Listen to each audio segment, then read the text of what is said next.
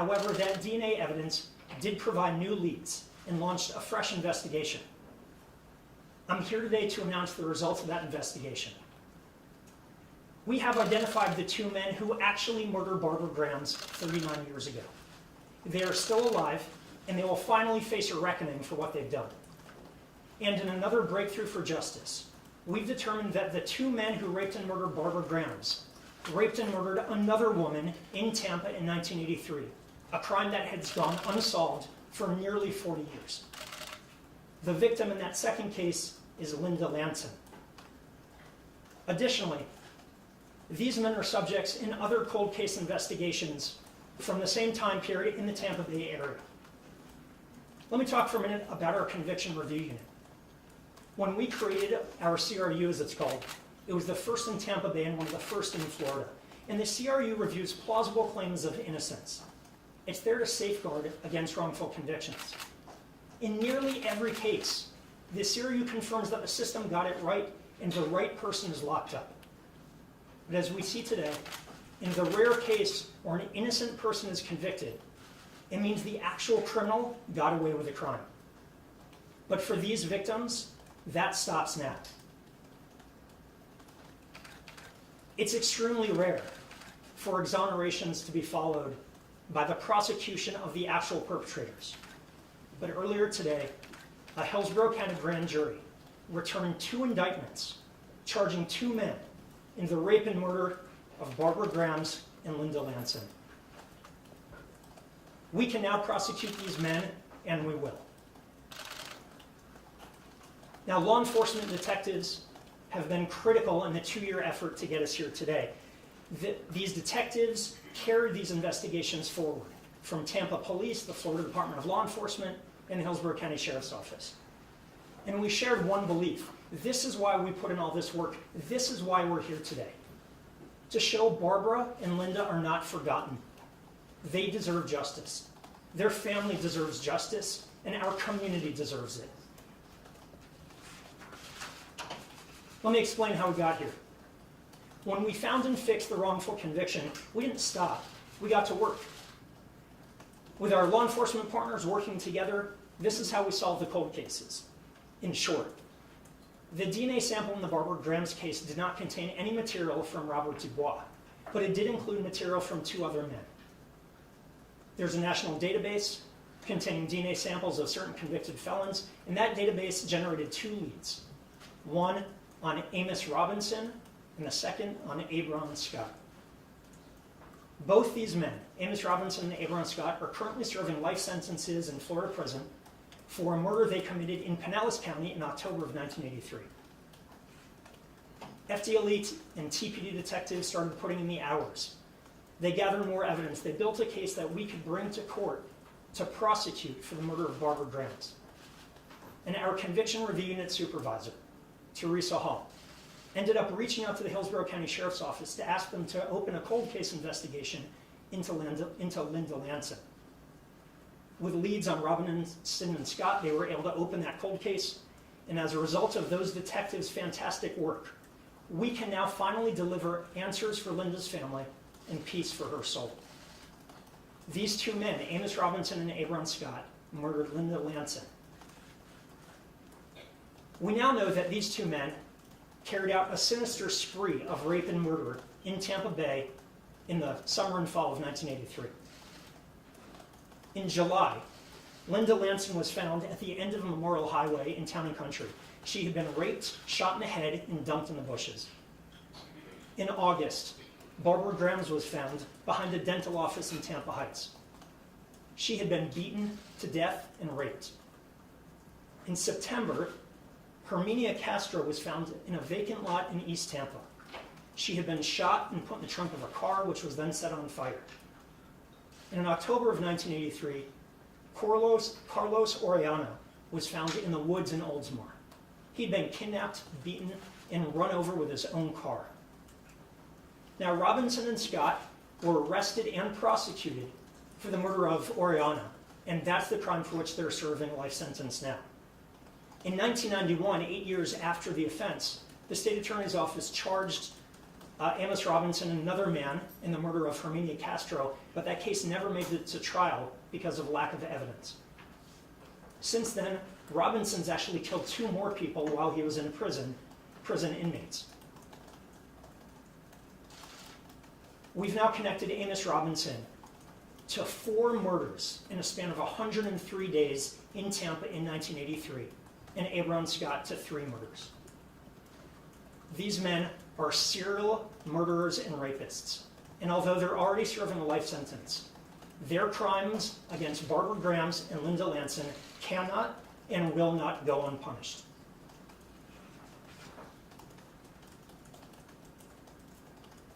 These 2 victims were wonderful and kind women, and our community lost so much when they were taken from us. Linda Lanson was a freelance photographer. She was born in New York. She moved to Tampa as an adult. She left behind a 7-year-old daughter. Barbara Grams was a friendly, outgoing teenager who worked at the mall. 2 amazing spirits taken from us in a terrible way. It's hard to put into words how meaningful it was for me to be able to share with Barbara's brother and with Linda's niece and daughter that after decades of false closure, or no closure at all, they finally had the answers that they deserved. Barbara's brother has elected not to talk with the media. We ask that you respect his privacy. Linda Sheffield, here, is Linda Lanson's niece. They were close friends and roommates, and Linda has lived with the pain of loss and uncertainty for the past 39 years. We're honored to have her here. These investigations have taken more than 2 years. It's been a massive undertaking. And again, I want to thank the law enforcement detectives who assisted and carried these investigations forward. They lend a voice to victims who can't tell their own story, and we wouldn't be here today without their work. Also want to acknowledge a few members of the State Attorney's Office. Assistant State Attorney Teresa Hall began pulling at the threads of the Grams case more than 3 years ago, unraveling a wrongful conviction. She quarterbacked the cold case investigations with the law enforcement agencies. In addition, investigator Ray Estevez and legal assistant Candy Perry have been instrumental in the State Attorney's Office work. But above all, I want to thank the victims' families. For 37 years, the Grams family had false closure based on a false story.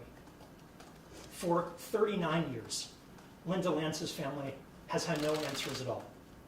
Carrying this unimaginable grief, they've been so patient and understanding as we work towards this day today.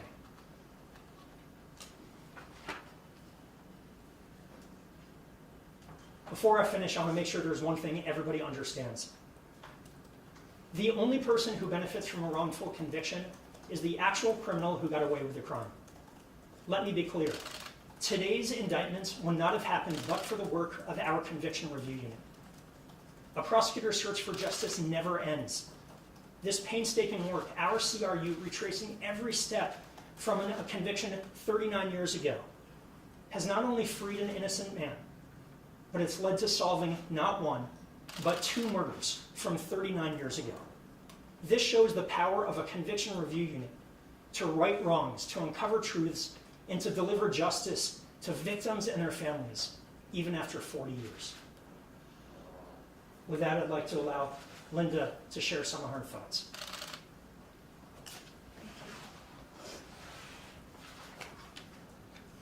I am, excuse me. I'm Linda's namesake. She was my role model. She was a very strong, determined, warm, and wonderful woman that I personally depended on growing up. She taught me to count to 100. She taught me how to put on makeup. We go back. It was the beginning of my life. She was everything. These 2 men not only robbed me, but they robbed a 7-year-old little girl of her mother. I don't know if any of you have children, but she kept asking, is that my mother's car? Is that my mother's car? Where's my mom? Because she couldn't wrap her brain around what had actually happened. There are no words to describe what it is to go through 39 years of grief and not knowing what had happened. You know, I think at some point you stop and you forget about the criminals and you start to realize the void that's not there. You know, the void that is there for someone that helped you for so long. And today I still have pictures of her all over my house. I have her paintings. She was an excellent artist, as well as a photographer. I have those still hanging in my home because she'll never, ever truly be gone. What Andrew has done here is so needed, not only for myself, but there are so many families. This doesn't go away. When they're initially murdered, the shock is there. But 39 years later, the shock is no longer there. But the void stays, and the pain stays, and the crying stays. It doesn't go away. Our family is so grateful to Andrew, to Teresa Hall, who, with her dogged determination, not only went after these two men, but then went one step further to say, what else have they done? And that brought us answers that honestly we never thought we would get. Really never thought we would get. So we just grieved quietly. I hope, I don't know that I'll have closure, because it's no longer about them. It's about, it's still about the loss, really. You know, I miss her very, very much every day. So, with people like Andrew here that are really there for the people, for people that need him to do what he did, and did it so well, I keep saying thank you, and he keeps saying no, and I keep saying thank you, and he keeps saying no. But it's true. It's true. We need this, and we need it here, but we also need it all over the state. It's so important for him to spread the word and make it happen if he can. Can you do that? Okay. So, my apologies for my tears. As I said, the pain, it never does. It never goes away. Never does. But hopefully we'll get some closure. Questions? I don't know where to go from here. That's fine. So, Linda Lanson's daughter was not interested in speaking with the press, and I ask that you respect her privacy as well. She did prepare a statement that she asked me to read. I want to thank 3 people for their interest and their diligence in finding the murderers of my mother. First, attorney Teresa Hall, whose work for innocence and justice in these long-forgotten cold cases is inspiring. Second, State Attorney Andrew Warren, whose diligence and compassion have helped us through this horrendous experience. Third, Special Investigator Dan Bendig, whose tenacity and persistence will not be forgotten. For me, the loss of my beautiful mother will remain a walking nightmare. Excuse me. For me, the loss of my beautiful mother will remain a waking nightmare, but I thank them for at least bringing me some closure. Before we take questions, we had some information about the timeline and the defendants. Can I come with you? Yeah. Thank you. We have this slide that shows the 2 defendants, their criminal record. Oh.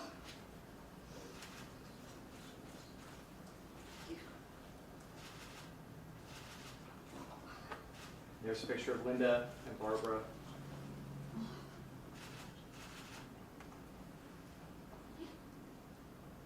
I believe up for just a few more seconds if you want to grab a shot of it. I can also put it up again later. And then Andrew mentioned the timeline of all these different killings, and we've got that laid out here that show July, August, September, October.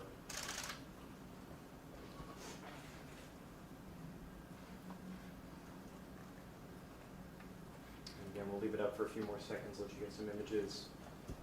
I can put this back up at the end for anyone who wants to get another shot of it.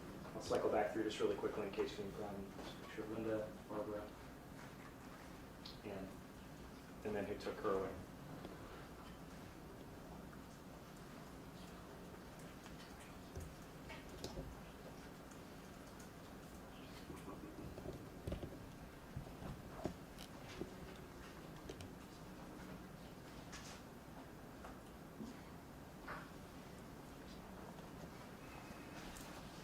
Happy to answer any questions about these cases.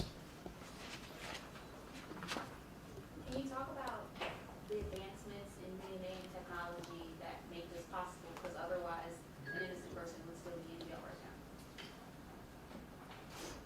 now. The work of the CRU is to dig, to figure out what happens in a case, in those rare cases where we have a wrongful conviction, to fix it. In this case, because we were able to use DNA evidence that wasn't available in 1983 at the time, we were able to definitively determine that Robert Dubois was not the murderer in this case. And it led us to these two other people. In terms of this, like the sample that you're using to process the DNA, was that something that was collected in 1983 and never able to be processed on that level, or how did that work? Where did that come from? The DNA sample in these cases came from rape kits that were collected and stored at the medical examiner's office. They had never been evaluated. Again, back in 1983, the technology really didn't exist. DNA evidence was at its infancy. But today, in 2020, and over the past couple of years, we've had the ability to take those samples, run them through national and state databases to get leads, and then build investigations from there. So that, like, they were collected at the time because the technology was emerging, so maybe they would be used in the future, or? They were collected at the time because it was standard practice at the time to collect them. Why they sat unearthed for nearly 4 decades until my conviction review unit thought to actually look and do something about it is a question for the cosmos, I guess. So I know you said that, it doesn't get easier. People say time heals, but that's not the case with grief. Can you talk about what this day and moment means to you? It's interesting. Your perspective changes on murder. But initially, like I said, when it happened, it was shock and disbelief, whereas now it's more retrospective, so it does change. This is a day that I never, ever thought would come.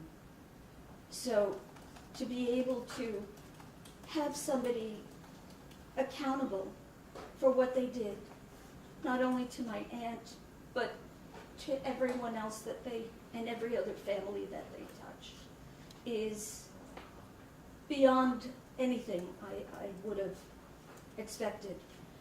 It means everything to me. And as the days go by, it means more and more. Maybe I'm slow on the uptake, but this has been incredible. And I know that Andrew will continue, I hope, to give this calm to other families, because there are so many that need it. There's nothing worse than living with that for 40 years. It's incomprehensible. So this is a beginning to closure, which I still don't feel. Linda, could you spell your last name for us? Sure. Sheffield.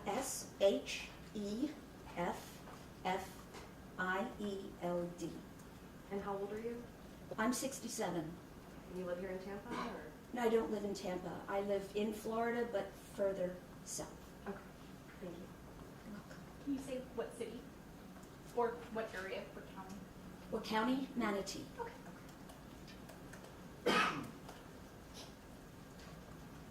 Any other questions on the cold cases?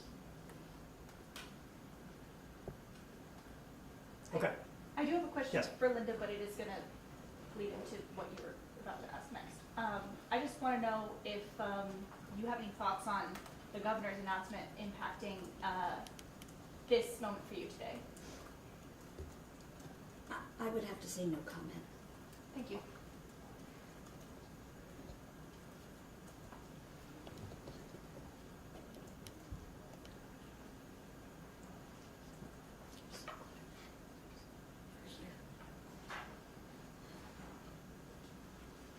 May I go? I just miss.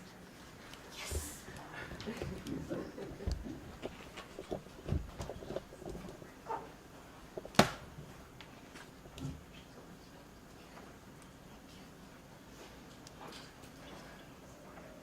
Anything else anyone want to ask about?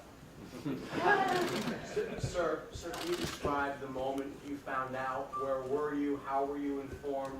What, from your perspective, went down from, where you were and then where you were taken? Who gave you the news and what happened right after that? Were you surprised? I was shocked at the blatant violation of one of the most fundamental principles of our democracy, that the people, the voters, get to elect elected officials. I've been elected twice to serve as state attorney, and I've served as state attorney and I've done it well. Crime is down. We're protecting people's rights. We have fought so hard for public safety and fairness and justice. If the governor thinks he can do a better job, then he should run for state attorney, not president. Sir, can you describe where you were and what happened and how you got the news and, what happened after that? I was doing the work that I was elected to do as state attorney.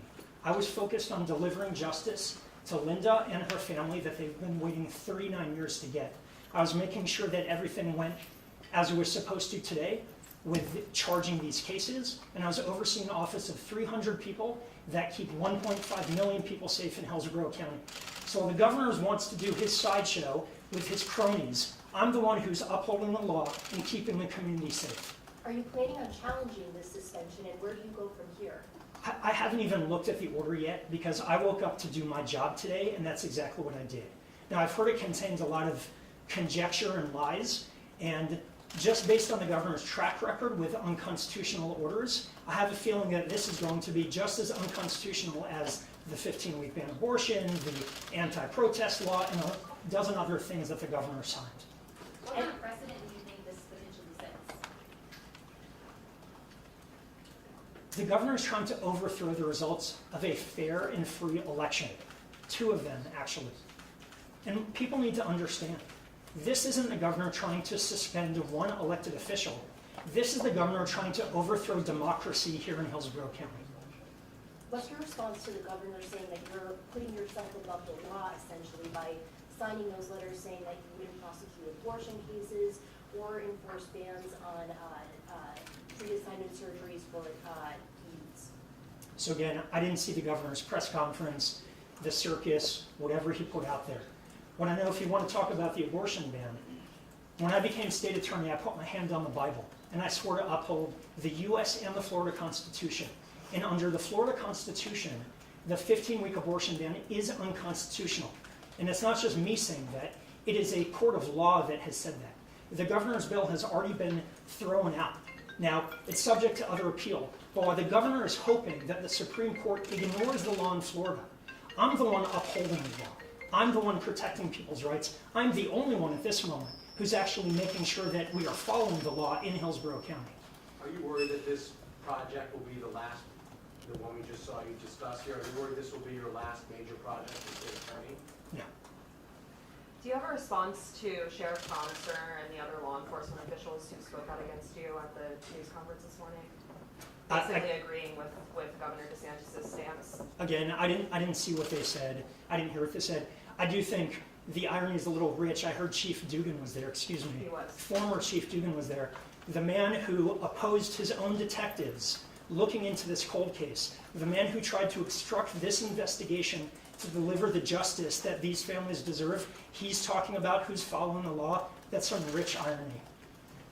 Have you had any abortion cases brought to you, gender reassignment, surgeries, anything like that? Any cases involved with what the governor talked about? We've had none. None of those cases have been brought to us. We're not anticipating those cases being brought to us. You should go ask the sheriff whether he's had those cases and whether they're investigating and arresting people for that. Because when they do and they bring us a case, we'll evaluate it, and we'll evaluate that case on the merits like every other single case we do in the office. But at this point, again, from what I've heard, the governor's order is just based on pure conjecture and lies about what he thinks I'm going to do with cases that haven't even come before me yet. Do you think he's trying to make an example, kind of a chilling action here? I think the governor is trying to make a good impression on the Iowa caucus voters for 2024. Can you say more about Chief Dugan? I thought the Linda Lancer, or was a Hillsborough Sheriff's Office case? So The Barbara Grams investigation Barbara- is Tampa Chief- Police okay, Department. Okay. The end of the order talks about you packing up your things. Have you done that? No, haven't yet. Are there plans to do that? You're obviously still here holding this press conference. People just questioning, do you plan to step down or have someone take over for you?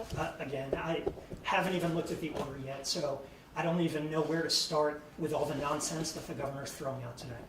But you think you'll be, you said no to my question, so you think you'll be back doing this job as state attorney at some point? I'm still doing this job as state attorney. I'm the twice duly elected state attorney of Hillsborough County, and the governor signing something with a pen or a crayon doesn't change that. You're still doing the job as state attorney? What do you mean by that? Are you going to be, do you have power to still decide on prosecutions? I'm still the duly elected state attorney of Hillsborough County. Next question. All right, thank you very much, everyone.